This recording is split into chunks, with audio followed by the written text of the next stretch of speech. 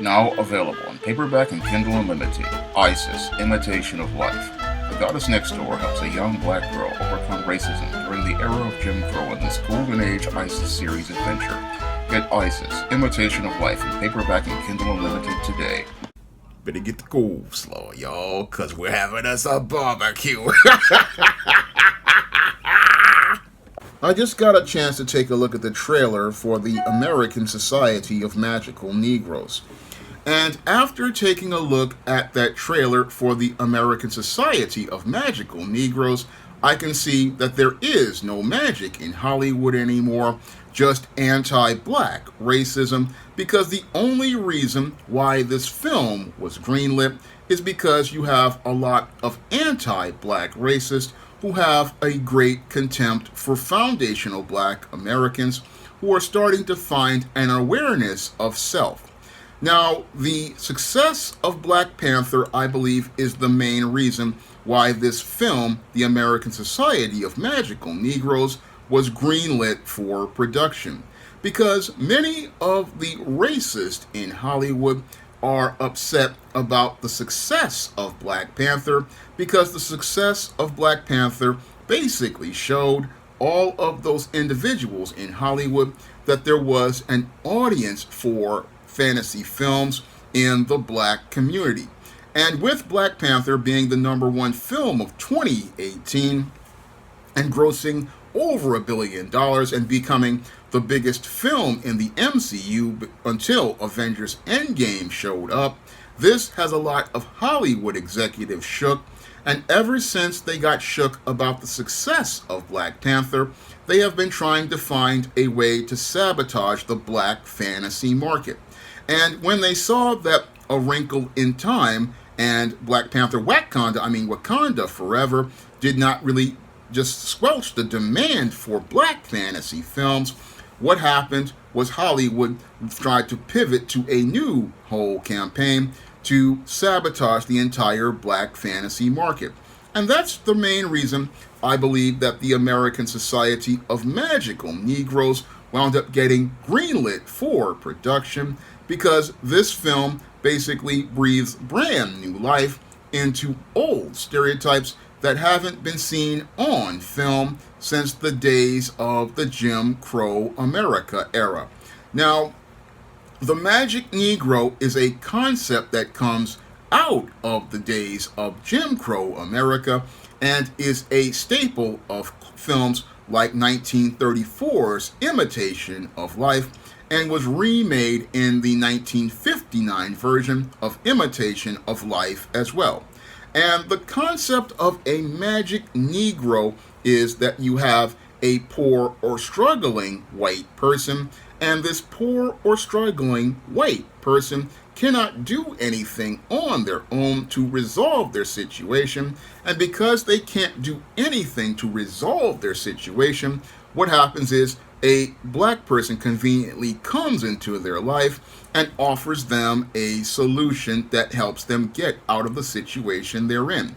And an example of this was shown in the 1934 film Imitation of Life, where Louise Beaver's character comes into the life of the character of Claudette Colbert, and as she comes into the life of the character of Claudette Colbert, she decides to live with her and her daughter, and her biracial or light-skinned daughter go to live with this white woman. And as they are living together and looking to pay their bills, what happens is Louise Beaver's character shows a pancake recipe to Claudette Colbert's character and gives this recipe that is supposed to be very good to Claudette Colbert as a gift. And she uses this to open up a pancake restaurant, and then also uses this to open up a business selling the pancake mix to people all across the country.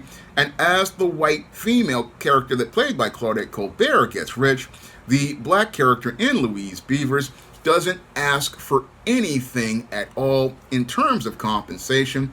And as the white character gets rich, this is where the other character starts to not even care about all of the wealth being made. No, she's just happy to see the white person have success, and is so happy to see the white person have success, she doesn't even care about her daughter. And since she doesn't care about her daughter, their relationship strains, and this eventually leads to the older woman winding up dying, leaving the white woman to go on with her wealth and her success, again, conveniently dying as related to the whole issue of everything, because now that the white person is doing well, she's not needed anymore, and that's what a magic Negro is. And the magic Negro character is a racist stereotype that is designed to say that, oh, black people are only needed in the lives of white people and a codependent relationship, and they're needed in the lives of white people to solve their problems and not be a person of their own. That's what's really insulting about the entire magic Negro stereotype, and this is the kind of film that Hollywood thought to greenlight as related to their so-called diversity campaign. Passively but aggressively, they were taking a shot at black creators, and they were taking a shot at black creators to say they are going to make a certain kind of fantasy film, in that they're going to make a fantasy film that promotes ideals of white supremacy and not ideas about black empowerment. That's where we see the white supremacy presented by Hollywood as related to this American Society of Magical Negroes film. This American Society of Magical Negroes film is all about the left promoting their anti-black racism and expressing their contempt towards black fantasy creators like myself by saying, yeah, we'll make a black fantasy film, but we're going to make sure that that black fantasy film is filled with white supremacist ideas and white supremacist stereotypes, and will be all about promoting anti-black racism, because the entire concept of a magical Negro is one that is inherently racist, because it's saying that that black person, in order for them to make white people feel comfortable, have to give up their power and give their power to white people so that they can feel safe and comfortable. This is all in the film where they say, oh, the white man is the most dangerous person on the planet, and try to say that because they're so dangerous, black people have to go out of their way to appease and please white people. And I'm not going to sign on to that racist narrative, because it's not our job to please and appease white people. No, it is our job to go out here and be the very best we can be. And if these white supremacists can't compete against black people, then tough shit for them, because this is how the world works. And you've had this system of white supremacy where you've gotten all of these goodies, giveaways, and freebies for centuries, and it's made you mediocre. And if it's made you mediocre, then that's your problem, because if you cannot compete, that's on you. That's the message I have to say regarding this film, which again presents you with the idea, oh, there's a group of magical Negroes, and puts all sorts of anti-black imagery all throughout the film, which revolves around a light-skinned or biracial black man. And this light-skinned or biracial black man is going to be recruited into the American Society of Magical Negroes. And as he's recruited into the Society of Magical Negroes, he is told it's his job to please white people, and assigned a white female to get involved with and help her get involved with this white dude. But he actually wants to get involved with this white woman, showing me, again, narratives of self-hatred, in that, oh, he wants to get involved with the white girl, but he has to sacrifice that, because otherwise the other magical Negroes won't have any sort of power, when the actual power is just completely walking away from the entire system of white supremacy, because the entire system of white supremacy is a lie. But they ain't gonna put that message in a movie made by the media arm of white supremacy because they can't get power as related to black people, but they'll go out and make this film because it's all part of the media arm of white supremacy's anti-black messaging. It's all about trying to promote a message of codependency in the next generation of black boys and black girls, that in order to feel like you have value or worth, you need to make white people feel safe and secure. And that's a message that's been pushed for over 4 centuries by the system of white supremacy. And it's just so blatant and obvious with this film that I can see it right in front of me. And as I see this in front of me, it just really makes my blood boil, because Hollywood would rather go out here and die on the hill of the entire racist messaging that it presents in its media. I mean, right now you have companies like Paramount Global, which is $13 billion in debt. You have Warner Brothers Discovery, which is $44 billion in debt. You have Disney, which is billions in debt. But all of these companies would rather go and die on the hill of white supremacy rather than court the black audience that's out here wanting to see black fantasy and black science fiction films. I mean, there are creators like myself out here who are imagining a world of characters, of black characters, who are living in a world where they're taking power, but the mainstream media doesn't want to produce any concept from creators like myself and many of the other creators I have showcased on this channel. No, what they would rather do is greenlight an American society of magical Negroes and keep their racist messaging. That's what they would rather do, rather than go out here and court the black audience. I mean, it's really troubling because you have Hollywood in the same place that it was in the late 1960s and early 1970s. And back then, they understood that the films like Sweet Sweetback were the future, and at least invested in those films and films like Shaft.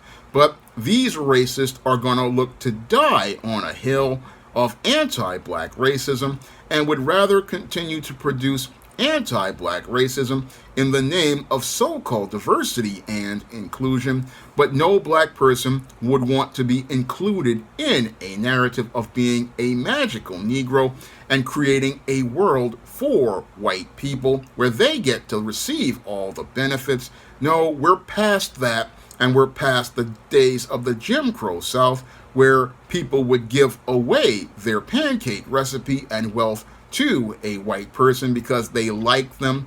No, if that person wants to get any money, we're going to go out here, build our own company, and tell that white person they can get a job by applying at the Human Resource Department. I mean, that's the way things are going to go as related to black people these days, and the way things are going to go for this movie is going to be a box office failure, because this film is absolute hot garbage with its anti-black messaging, and it's hot garbage because it perpetuates brand new life into an old stereotype, and the studio basically knows that it's hot garbage. That's why they gave it a March 22nd date, because usually when it comes to the entertainment industry, if they know a film is good, they were going to schedule that film for May or June, where they can get the big summer box office. But this March 22nd date is in that period where Hollywood takes out the trash, and this film is absolute trash. It's absolute trash because it's a racist film that basically is taking us back to the days of the Jim Crow South, and takes us back to the days of the Jim Crow South's worst stereotype of a black person sacrificing their power and their ability to make wealth and live well, telling us that in order for us to live in a, free society and be safe, we need to appease and please white people. No, it's not our job to appease and please white people. It's their job to get their shit together, and it's their job to get themselves together, because it's not our job to go out here and look to put ourselves in the background of their foreground. No, we're past doing those type of stories and supporting those kinds of stories. No, Hollywood don't want to go out here and capitalize on the audience that made them $1 billion with Black Panther. They don't want to capitalize on the black fantasy market. They want to express their contempt for foundational black Americans. And again, these are people on the left who are supposed to be the tolerant ones who are accepting of black people. But it's clear to me they don't want to accept stories that show black people in power, black people in leadership roles, and this is their response to Black Panther, is to say, we're going to create an American society of magical Negroes. Well, I ain't going to be a part of that society. No, not at all. No, I'm not going to be a part of supporting an American society of magical Negroes and allowing white supremacy to continue to perpetuate in the media. No, this film is one I'm not paying a dime for. And anybody who would pay for this film, there's something wrong with you, because the whole idea of this film even getting greenlit, to me, just shows how much contempt that they show for foundational black Americans who have gone out here and we spend our money on these films. And instead of trying to go out here and court creators like myself to create films that will show people, black people, in the 21st century and how we are making progress as related to being people in society and showing how we're more forward, what Hollywood wants to do is take that step back. And if they want to take that step back, I can tell them an old slang term, which is step off, because I'm done with this type of material. And if this is the kind of magic that they want to make, then I have no problem stepping back and telling them to step off as their entire Hollywood empire winds up collapsing and imploding on itself. And as it collapses and implodes on itself, then maybe we can get a real entertainment system that shows us black people as we really are. Now, if you want to pick up some of my positive black fiction on the SJS Direct imprint, like the ISIS series, the Esteem series, the John Haynes series, and the books of the Spinsterella trilogy, or my vampire novel Eternal Night, you can find all of those books in paperback and Kindle format on Amazon.com, and you can also find them at other online booksellers like Smashwords, the iBookstore, Google Play, Walmart, Target, and Barnes & Noble. And if you'd like to see me make more videos about the entertainment industry, you can send a donation to the Patreon, the PayPal, or the Cash App by clicking the links in the description box. That's all I have to say for this video. You can comment, rate, and subscribe. Now available in paperback and Kindle, Vampires Stalk the Darkness of the Eternal Night. Get your copy of Eternal Night in paperback and Kindle on Amazon.com. Now available in paperback and e-readers, The Temptation of John Haynes. Give in to temptation and pick up this action-packed African-American paranormal romance. Get The Temptation of John Haynes in paperback and e-readers today. Now available in paperback and e-readers, ISIS, Revenge of the Cyber Goddess. The goddess next door takes on the threat of a deadly digital diva driven to destroy the world in this action-packed, all-new ISIS series adventure. Get ISIS, Revenge of the Cyber Goddess, featuring a bonus pin-up and the other 2 books in the Cyber Goddess saga at online booksellers everywhere today.